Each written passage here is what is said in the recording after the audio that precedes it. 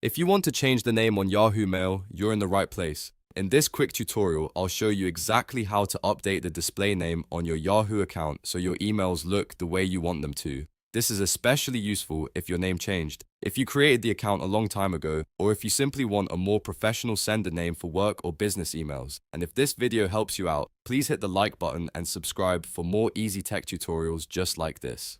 Now let's jump right in.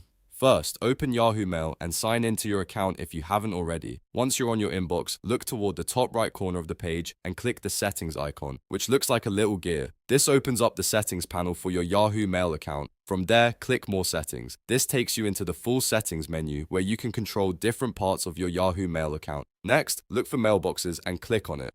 Inside the Mailboxes section, you'll see the email account connected to Yahoo Mail. Click your email account to open its settings. This is the area where Yahoo lets you edit the information linked to your mailbox, including the name that appears when you send emails. Now find the name field and edit it to the new name you want displayed. Make sure you type it exactly how you want recipients to see it, because this is the name people will notice in their inbox.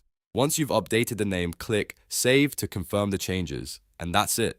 Your Yahoo Mail display name has now been changed. Going forward, your outgoing emails should show the updated name instead of the old one. If you don't see the change right away, refresh your mailbox or sign out and sign back in to make sure the update takes effect. Also, double check that you edited the correct mailbox if you have more than one account connected. If this tutorial helped, don't forget to like this video and subscribe to the channel for more step-by-step guides. Thanks for watching, and I'll see you in the next one.